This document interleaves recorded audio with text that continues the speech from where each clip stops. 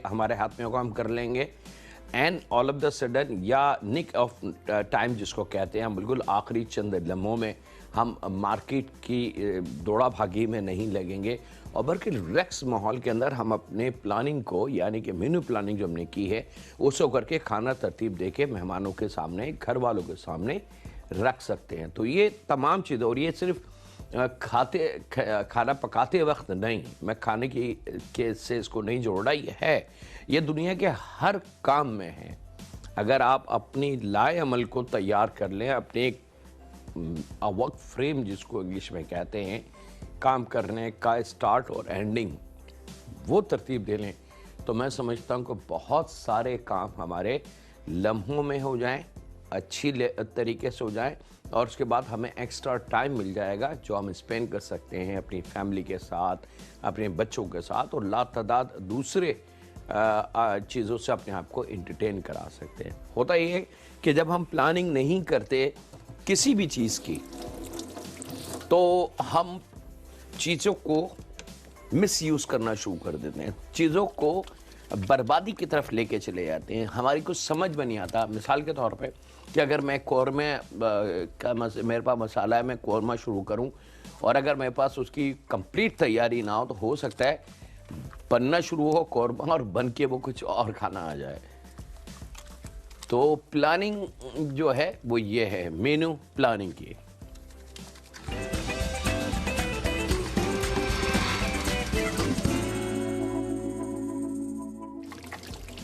और किसी भी चीज़ की डिटेल बहुत ज़रूरी है।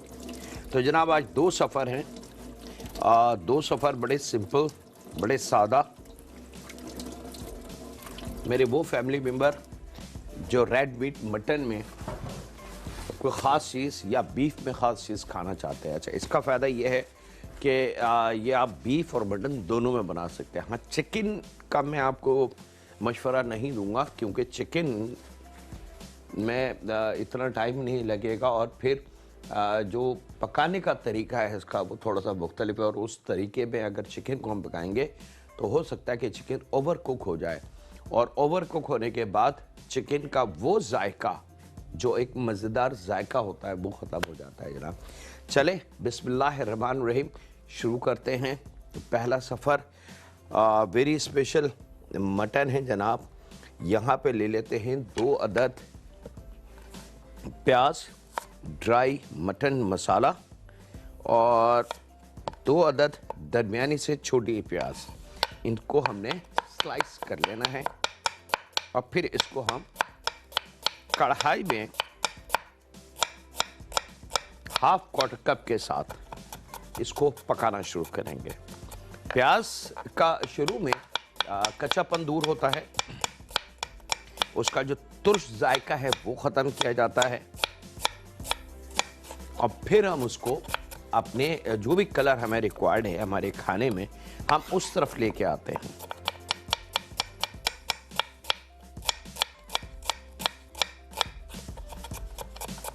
हाफ केजी से 3 पाव मेरे पास मटन है। मेरे पास बोलने से जनाब, आप चाहें तो हड्डी वाला इसमें इस्तेमाल कर सकते हैं, और अगर गाय का गोश्त का इस्तेमाल है तो वो भी सेम, आप चाहें तो हड्डी वाला, और आप चाहें तो बगैर हड्डी का। ये रेडी जनाब, और यहाँ ले लेते हैं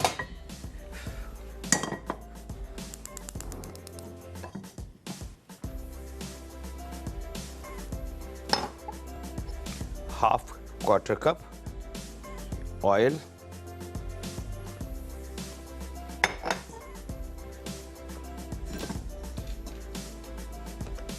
और ये प्याज शामिल होगी यहाँ।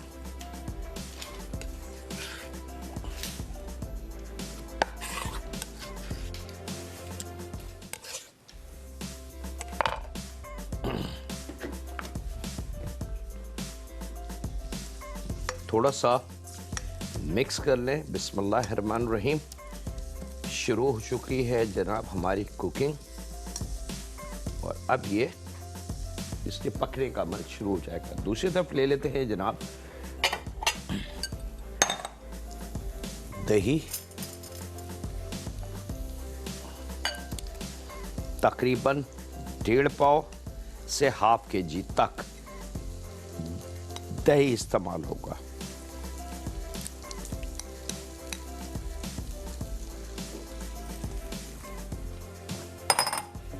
अच्छा, अब 1.5 पाव से आधा किलो दही का बैलेंस वजह, तो बिल्कुल अगर फ्रेश दही है, मतलब रात को दुकानदार ने बनाया और वो दही, तो वो आपने हाफ के जी लेना है। लेकिन अगर वो दही कल का बना हुआ है सुबह का, तो कल का सारा दिन, फिर कल की सारी रात, और फिर आज आपने दही को परचेज किया है, तो इसको काउंट किया जाएगा 2 दिन। 2 दिन में उसका जो दही की तेज़ी होती है, यानी कि उसकी जो खटास का अमल होता है, वो तेज़ी से बढ़ने लगता है। और अगर वो 4-5 दिन हो जाए उस दही को, तो वो दही बहुत ही ज़्यादा खट्टा हो जाता है। जो अक्सर मैं कहता हूँ कि जी दही डालने से पहले ज़रा उसको चख लें, देख लें कि बहुत ज़्यादा बासी या खट्टा दही ना हो। तो अगर वो सूरत हो कि 2 दिन वाला दही है, तो उसमें फिर आपने 1.5 पाव दही करना है। लेकिन अगर कल रात का बना हुआ दही है, यानी कि जो गुजरी भी रात है, इसको बिल्कुल फ्रेश दही कहते हैं। रात को अगर 12-1 बजे 2 बजे उन्होंने रेड करके रख दिया तैयार करके, और सुबह 9-10 बजे आपने दही मंगा लिया, तो वो बिल्कुल फ्रेश दही है। वो फिर हाफ के जी इस्तेमाल कीजिएगा, ताकि दही का रेशो थोड़ा सा बड़ा बढ़ जाए, तो हमें अपना मतलूबा रिजल्ट उसमें से मिलता है। लेकिन वही दही अगर कल सुबह का बना हुआ हो, तो कल का पूरा दिन, फिर पूरी रात, और फिर हम दही लेंगे, तो वहाँ हमने उसको दही की मकदार को कम कर देना है, यानी कि 1.5 पाव। ये बैलेंस बहुत कीमती है, याद रखिएगा इसको। इससे बड़ा अमल दखल होता है हमारे खानों में, और बहुत अच्छे से अच्छा जायका हम इससे बना सकते हैं। इस दही को खूब अच्छी तरीके से हमने मिक्स कर लेना है, और यहाँ पे अब इसके साथ साथ में मसाले शामिल करने। यहाँ पे 1 चाय की चमची फुल भर के पिसी लाल मिर्च, 1 चाय की चमची धनिया पाउडर भर के, और 1 चाय की चमची फुल भर के जीरा पाउडर, धनिया पाउडर, पिसी लाल मिर्च, और सेम मकदार हल्दी की, और सेम मकदार गरम मसाले की। यानी कि ये 5 चीज़ें, पिसी लाल मिर्च, हल्दी, धनिया, जीरा पाउडर और गरम मसाला पाउडर, 5 चीज़ें तमाम की तमाम 1-1 चाय की चमची भर के, फुल भर के, वो हमने इस दही में शामिल करनी है, और इसको खूब अच्छी तरीके से हमने मिक्स कर देना है। थोड़ा सा इसमें पानी का इस्तेमाल करेंगे, तकरीबन आधा कप के बराबर, ताकि मसाले को खूब अच्छी मोहलत मिल जाए, और पानी की नमी के साथ उसकी जो खुशबू है तमाम मसालों की, यानी कि इन 5 मसालों की, वो एक जान होना शुरू हो जाए, और अच्छी तरीके से वो खुशबू एक दूसरे में रच बसना शुरू हो जाए। यही मसाला जो अभी इसमें मैंने शामिल की हैं 5 चीज़ें, अगर वो डायरेक्ट यहाँ मैं प्याज के साथ उसको भून के इस्तेमाल करता, तो उसका जायका शुमाल में चला जाता। लेकिन दही और पानी में भिगो के अगर इस्तेमाल में यही मसाला करूँगा, तो इसका जो जायका है वो जुनूब में चला जाएगा। ये बिल्कुल ऐसे 2 अलग चीज़ें, चीज़ सेम है, ज़रा सा भी फ़र्क नहीं है। एक राई के दाने के बराबर भी चीज़ों का फ़र्क नहीं है, सिर्फ इस्तेमाल का तरीका हम चेंज करेंगे, और हम जायके को चेंज कर लेंगे। यहाँ वक्त ब्रेक का है, मुलाकात करते हैं लम्हों के ब्रेक के बाद।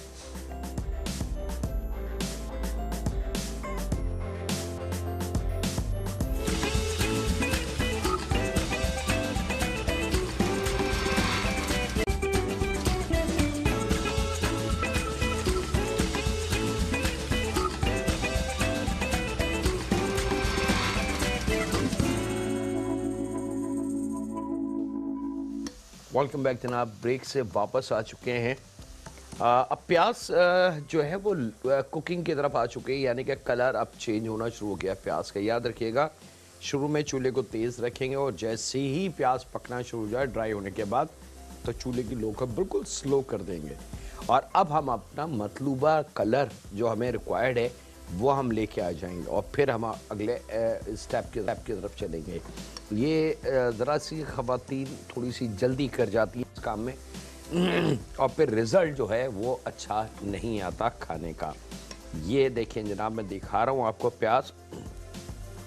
ये कलर प्याज का जब आ जाए और प्याज इस तरीके से पक जाए तो फिर इसके अंदर भर के 2 टेबल स्पून अदरक और लहसुन का पेस्ट हमने शामिल करना है और इसके साथ ही इसमें हमने शामिल करना है आधा किलो से 3 पाव के बराबर बकरे का गोश्त। बोनलेस हड्डी वाला हो तो हम वो भी इस्तेमाल कर सकते हैं। गाय का गोश्त का भी यही है कि आप बोनलेस चाहें बोनलेस, हड्डी वाला चाहें विद बोन, वो इस्तेमाल कर सकते हैं। अब इसकी भुनाई हम करेंगे। इसी बीच अदरक लहसुन जो अभी आपके सामने हमने शामिल किया वो पकेगा और प्याज में जो थोड़ी बहुत कसर अगर रह गई थी वो भी यहाँ अब अपनी जो छोटी सी कसर रह गई थी वो ख़त्म हो जाएगी।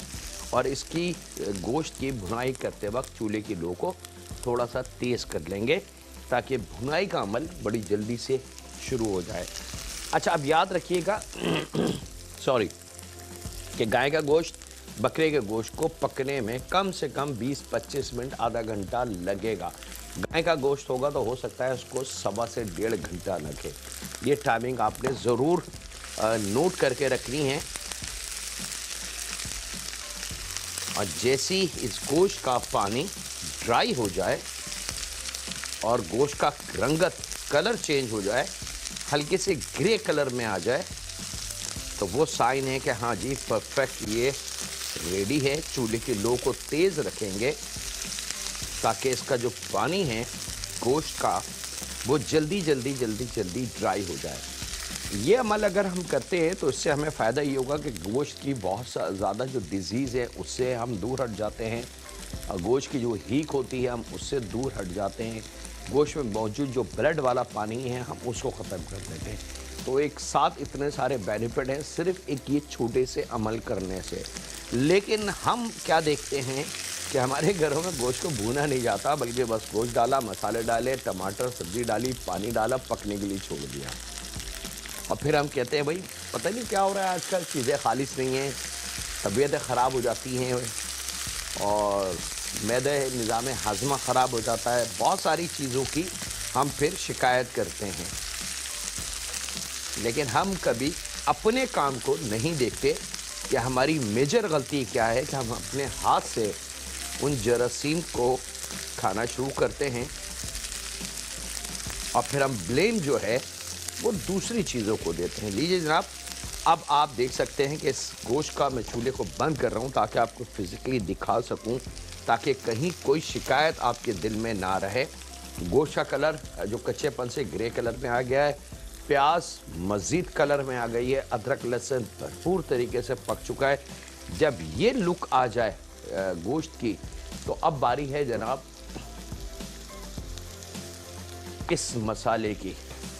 ये जो दही और पानी में हमने शामिल करके अभी आपके सामने बनाया था, इसको हम शामिल करते हैं और इसमें हम शामिल करेंगे थोड़ा सा नमक ताकि फ्लेवर जो है वो भरपूर तरीके से हमें मिल जाए।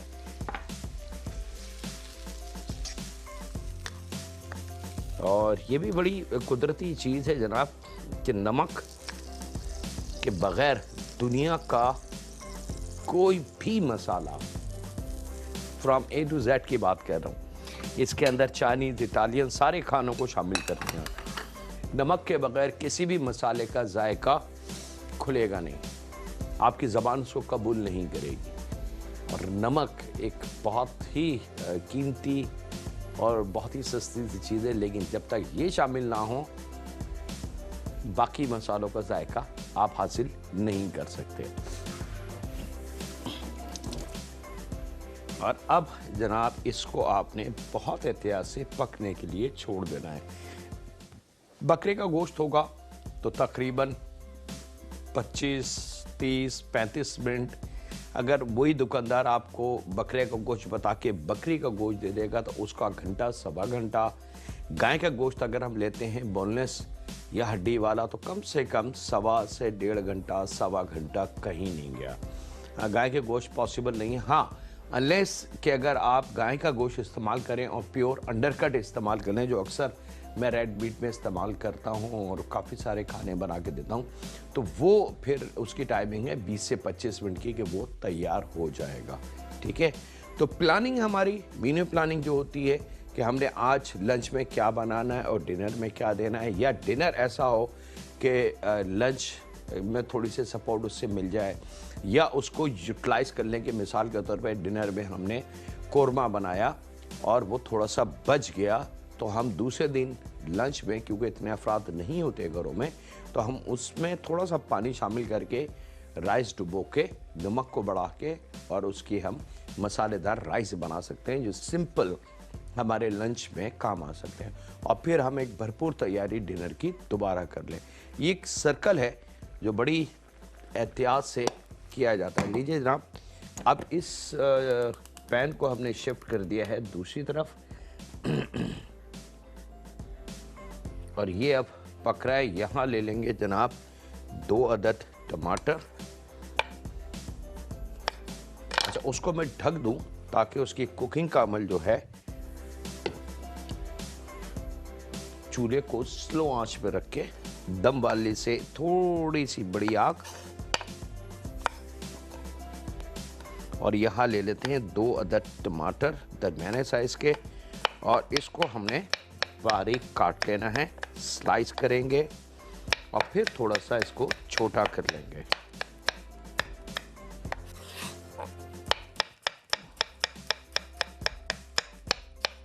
और इसके बाद फिर हम चलते हैं अपने एक और मज़ेदार सफ़र पे। वक्त एक छोटे से ब्रेक का, मुलाकात करते हैं लम्हों के ब्रेक के बाद।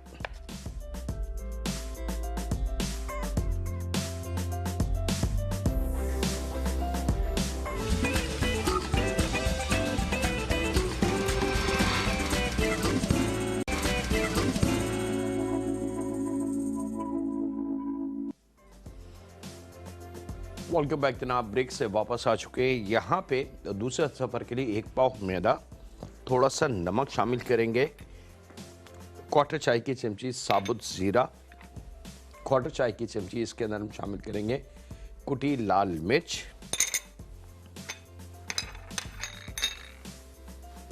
और थोड़ा सा पानी, और तकरीबन 2 टेबल स्पून कुकिंग ऑयल के ये शामिल करके इसको खूब अच्छी तरीके से हमने डो फॉर्म में गूंद लेना है।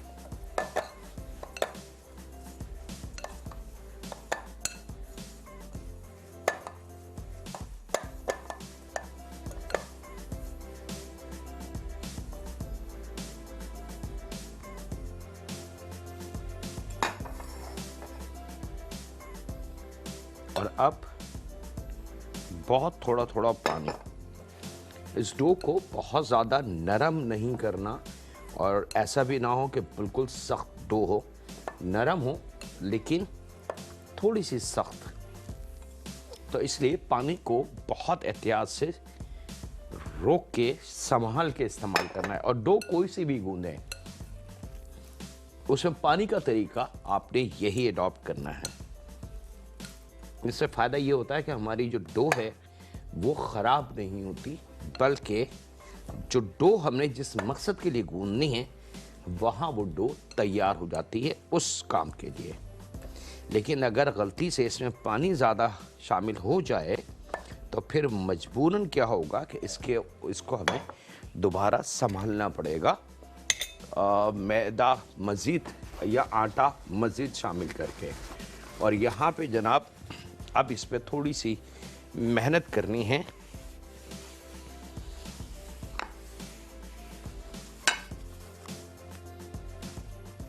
और हाथ की मदद से आपने इसको स्मूथ हम कर लेंगे।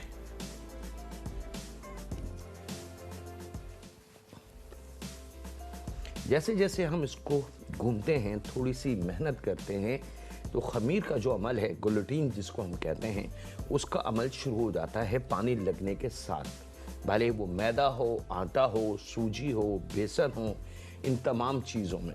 और उसके अंदर एक खमीर का कुदरती जो अल्लाह रब्बुल इज़्ज़त ने इसमें एक ताकत रखी है, वो अपना अमल शुरू करती है। और जैसे जैसे हम इस पे हाथ की मदद से मेहनत करते हैं, क्योंकि अल्लाह रब्बुल इज़्ज़त ने हमारे हाथों में ब्लड की वजह से थोड़ी सी गर्मी रखी है, और उससे ये थोड़ी सी डो गर्म होना शुरू होती है, जिसका एहसास हमें नहीं होता, लेकिन उसकी वजह से ये डो खूब अच्छी सॉफ्ट, नरम और स्मूथ बनना शुरू हो जाती है। ये काम शुरू में हाथों से किया जाता था, लेकिन आज के दौर में तो बहुत जदीद मशीनें इसकी आ चुकी हैं जनाब, डो गूंदने की, आटा गूंदने की। और किसी ज़माने में तो वो सिर्फ प्रोफेशनल मशीनें होती थीं, लेकिन अब अल्हम्दुलिल्लाह बहुत सारे ऐसे ब्रांड हैं दुनिया में जिन्होंने उसको होम अप्लायंसेस के तौर पे बनाना शुरू कर दिया है कि घरों में उन मशीनों का इस्तेमाल आप आसानी से कर सकते हैं। थोड़ी सी मेहनत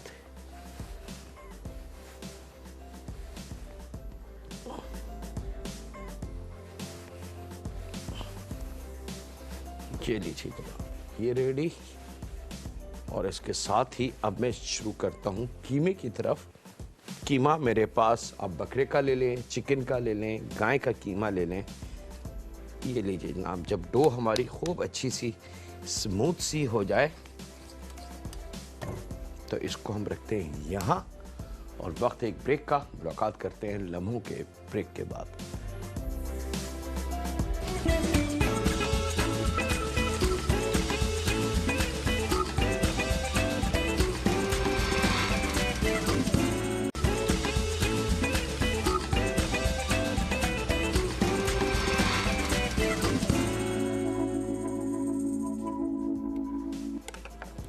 वेलकम बैक जनाब, ब्रेक से वापस आ चुके हैं। अच्छा जनाब, यहाँ पे 2 अदद टमाटर आपके सामने जो काट के हमने चॉप कर लिए थे, क्वार्टर गड्डी धनिया है, और मोटी वाली हरी मिर्ची है 3 अदद, उसके हमने 1 के 2 किए, और उसके बाद उसको छोटा हमने काट लेना है। ये 3 चीज़ें तकरीबन 20 मिनट के बाद गोश्त में ये तीनों चीज़ें हमने शामिल कर देनी हैं, ताकि अब जो थोड़ी बहुत आखिरी स्टेज की कसर है गोश्त की, वो जैसे जैसे पूरी होती है तो ये टमाटर, हरा धनिया, हरी मिर्च भी जायके में आना शुरू हो जाए। ये डन। इसके बाद जनाब हम ले लेते हैं ये मिक्सिंग बॉल, क्वार्टर गड्डी धनिया, 2 से 3 अदद मोटी हरी मिर्च बारीक चॉप की हुई, और 2 अदद प्याज बारीक चॉप करके ये यहाँ रखेंगे। बहुत थोड़ा सा ऑयल, तकरीबन 1.5 से 2 टेबल स्पून के बराबर ऑयल, और 2 जब्बे उसमें लहसुन के, और 1 टुकड़ा उसमें आधे इंच का अदरक का। इसको हमने चॉप कर लेना है।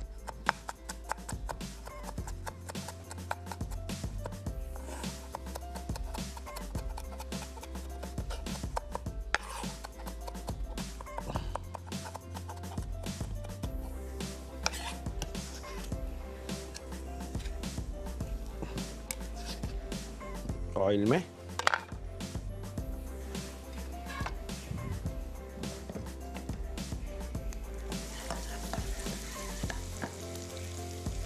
थोड़ा सा पकाने के बाद इसमें हम शामिल कर देंगे 1 पाव गाय का गोश्त का कीमा, अदरक का चिकन का कीमा या मटन का कीमा, ये हमने शामिल कर देना है इसमें। और इसके साथ ही इसके अंदर क्वार्टर चाय की चमची हल्दी, क्वार्टर चाय की चमची ज़ीरा पाउडर ये शामिल करेंगे, जायके के हिसाब से नमक, और एक कॉलर है हमारी, उनसे बात करते हैं। अस्सलाम वालेकुम। जी वालेकुम सलाम भाई, बहुत माजरत आपको डिस्टर्ब करी, लेकिन जरा टीवी देर से खोला। आटे में आपने क्या मिलाया था मैदे में? इसमें हमने नमक शामिल किया, जीरा साबुत क्वार्टर चाय की जी। चमची और आधी चाय की जी। चमची कुटी लाल मिर्च, ठीक 2 चम्मच ऑयल, ठीक पानी और उससे 2 गुंडी। ठीक ठीक, बहुत जज़ाय खैर दे। और मेरे भाई बस किसी दिन आप मुझे निहारी की भी रेसिपी बताइए। इंशाल्लाह। ठीक है, जज़ाकल्लाह खैर। आपको अल्लाह जिंदगी दे, सेहत और ईमान के साथ आप हम सब लोगों के साथ हमारी रहनुमाई करते रहे। आमीन सुम्मा आमीन, बहुत शुक्रिया। निहारी इंशाल्लाह जी, रखते हैं निहारी भी।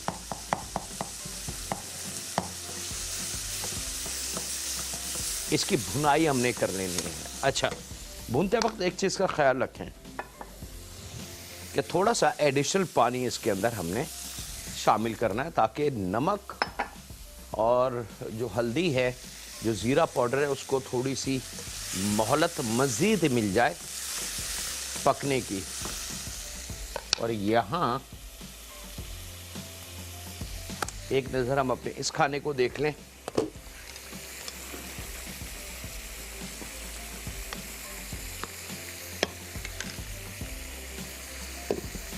परफेक्ट सही है जनाब। अब हम आ जाते हैं अपने अगले स्टेप की तरफ।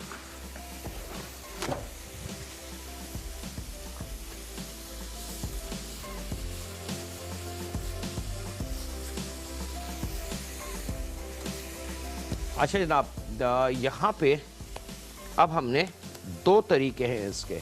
या तो आप इतना छोटा पेड़ा बना लें,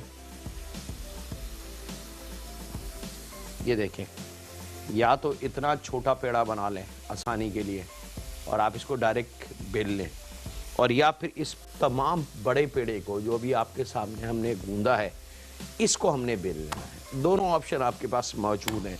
वक्त एक ब्रेक का, मुलाकात करते हैं लम्हों के ब्रेक के बाद।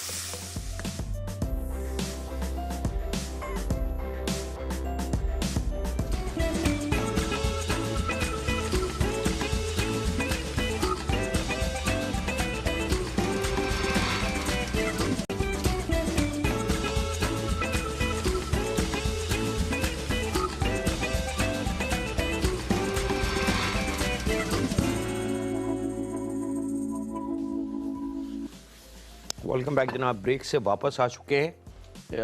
हमने अदरक लहसुन फ्रेश चॉप करके फिर कीमा उसको भूना और फिर 2 चीज़ें उसमें शामिल करी, एक हल्दी और एक ज़ीरा पाउडर, थोड़ा सा नमक, क्वार्टर चाय की चमची। उसको खूब अच्छी तरीके से तकरीबन हाफ क्वार्टर कप के बराबर इसमें पानी हमने शामिल किया और उसको खूब अच्छी तरीके से भून लिया।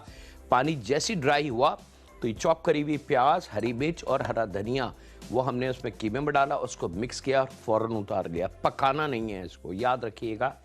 ये हमारी इसकी फीलिंग बिल्कुल रेडी है।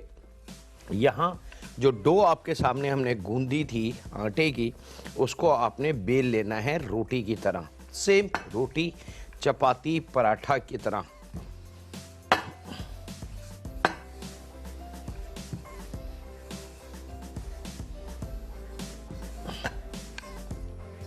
ये लीजिए जनाब, ये रेडी। एक कॉलर हैं, उनसे बात कर लें। अस्सलाम वालेकुम। अस्सलाम वालेकुम जाकिर भाई। वालेकुम सलाम भैया। हाँ जाकिर भाई, डॉक्टर कील बोल रहा हूँ मुल्तान से। जी डॉक्टर साहब। जाकिर भाई, मैंने कई टीवी चैनल्स पर फोन किया है, हंटर बीफ का किसी ने नहीं बताया। हंटर बीफ किसी जमाने में जब हम एमबीबीएस के स्टूडेंट थे तो जस्ट लाइक ब्रेड के स्लाइस की तरह मिलती थी, उन्हें तल कर भी खाते थे और वैसे भी बड़ी टेस्टी लगते थे वो। ठीक है, ये हंटर बीफ जरा बताएं, सर्दियों में तो बहुत ही जबरदस्त ये मतलब एक रेसिपी है। ठीक है, ठीक है डॉक्टर साहब, आपकी रिक्वेस्ट मेरे पास आ गई। लेकिन हंटर बीफ का मसला ये है डॉक्टर साहब कि गलत काम या शॉर्टकट उसका नहीं हो सकता, और बाज़ लोग जो शॉर्टकट करते हैं वो मुझे नहीं पता कि वो उस खाने के साथ ज़्यादती क्यों की जाती है। वो हंटर बीफ टोटल जो टाइमिंग है इसके कुक करने की वो 1 हफ्ता है, 7 डेज़, ठीक है। और 7 डेज़ के अंदर, 7 डेज़ के बाद आपको हंटर बीफ तैयार मिलेगा। इसका तरीका ये होता है कि फ्लेवर बनता है सॉल्ट, विनीगर, लेमन एसिड और लातादाद और दूसरे स्पाइसेस, उसमें गोश्त को भिगो दिया जाता है 4-5 घंटे के लिए, और उसके बाद गोश्त को निकाल के हुक लगा के रस्सी से बांध के टांग दिया जाता है धूप में। दूसरे दिन फिर यही अमल रिपीट, तीसरे दिन फिर यही अमल रिपीट, कंटिन्यू 7 दिन तक ये अमल किया जाता है। जब जाके 8वें दिन आपके हाथ में हंटर बीफ वजूद में आता है। अच्छा, अब इसको इजाद हिटलर ने किया था, ये मैं कई दफ़ा बता चुका हूँ कि सन ड्राई खाने जो हैं वो हिटलर ने इजाद किए थे। वजह उसकी यही थी कि उसकी फ़ौज बहुत बड़ी थी और सबसे ज़्यादा तकलीफ़ खाने की होती थी, तो वहाँ कुछ ऐसी चीज़ उनको चाहिए थी जो फ़ौजी अपने गोला बारूद के साथ थैलों में भर के ले जाएं और जहाँ पड़ा हो वहाँ उसको हल्का सा उबालें या ऐसी खा के पानी पी के अपना गुजारा कर लें। ये रीज़न था। तो वो उसमें तकरीबन 7 दिन लगते हैं और असल में उसको पकाना कुछ भी नहीं है। फ्लेवर बहुत सारे हैं उसके अंदर, कई किस्म के हैं, कुछ स्पाइसी फ्लेवर हैं, कुछ सॉल्ट एंड पेपर के हैं, कुछ सिर्फ और सिर्फ नमक के हैं, बहुत मुख्तलिफ उसके फ्लेवर होते हैं।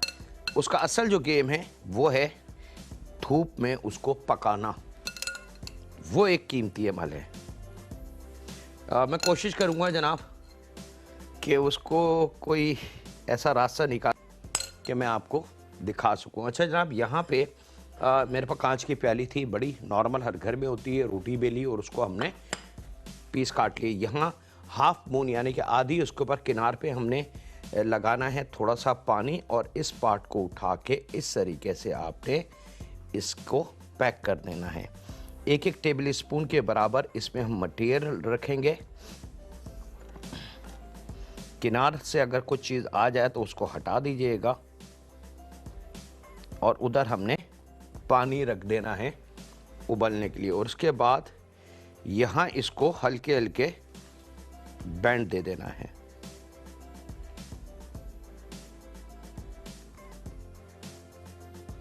बैंड दे दें, कांटे से दबा लें, बहुत सारे इसके पॉइंट्स हैं। आप इसको मकसद इसके ये जो जॉइंट है हमारा, इसको बहुत अच्छी तरीके से प्रेस कर लेना है। ऑयल हमारे पास गर्म होगा, एक तरीका ये है, एक तरीका इसका ये है।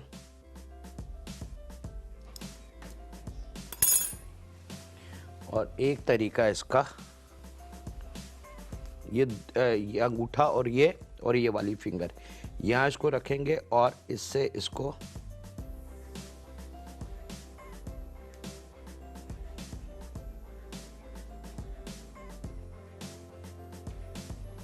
एक तरीका इसका ये है।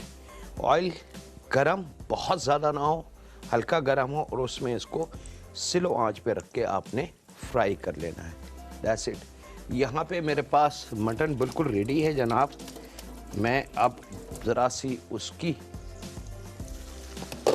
अच्छा जनाब, कल हमारा हेल्थ ऑन गो है और आप हमें कॉल कर सकते हैं किसी भी दिन। अगर कोई फूड से रिलेटेड किसी मसले में कोई परेशानी हो, हेल्दी फूड के बारे में अगर कुछ चीज़ सीखना समझना चाहते हो तो हमारी लाइनें फेसबुक बिल्कुल रेडी हैं। और अगर आप चाहते हैं कि कोई ऐसा खाना जो आपकी दादी नानी बनाती हैं और कोई भी नहीं बनाता और आप चाहते हैं कि वो खाना दुनिया देखे, तो वो भी आप हमें सेंड कर सकते हैं। चले जनाब, यहाँ पे अब आप देख सकते हैं ग्रेवी उसकी बड़ी मज़ेदार हो गई। ऑयल जो था वो नज़र आने लगा, कंप्लीट वाटरी उसकी जो लुक थी वो ख़त्म हो गई। यहाँ चूल्हे को करेंगे बंद और इसको डिश आउट कर लेते हैं। बिस्मिल्लाहिर्रहमानिर्रहीम। ये आपका मटन मसाला बिल्कुल डन। सॉरी जी, ये ज़रा काउंटर वो है मैदे से भरपूर। थोड़ी देर के बाद इसको टर्न कर दें और गोल्डन कलर आते ही इसको आपने रिमूव कर लेना है। गेट टुगेदर आपकी फैमिली में कोई अचानक के मेहमान या कोई सेलिब्रेशन आपके घर में हो तो इस किस्म के फिंगर फूड या नमकीन चीज़ें, सैबरी चीज़ें, वो आप अपने हाथ से बना के सर्व कर सकते हैं। अब आपको पता है 100% आप इसमें मुतमईन हैं कि क्वालिटी का मैदा है, क्वालिटी का कीमा है, क्वालिटी की प्याज, जो ऑयल आपने इस्तेमाल किया वो 100% खालिस है और जिस तरीके से आपने उसको बनाया वो बहुत हाइजीनिकली तरीका है। तो यही वो चीज़ें हैं जिससे हम जीत सकते हैं बीमारियों से और लड़ सकते हैं बीमारियों से। यहाँ गोल्डन कलर आने के बाद इनको हमने सर्व करना है और साथ साथ वक्त है आपसे इजाज़त लेने का, अपना, अपने घर वालों का, दोस्तों का, बुज़ुर्गों का, बच्चों का और बेटियों का बहुत ज़्यादा ख्याल रखें और दुआ करते रहें हर वक्त उस खालिद से कि ऐ मालिक हमें बख्श दे और हमसे राज़ी हो जा। हम जानते हैं कि हम गुनाहगार हैं, लेकिन ऐ रब हम सिर्फ तुझसे रहम की तलबगार हैं और तू ही हमें माफ़ करने वाला है। अल्लाह हाफिज़ और निगहबान।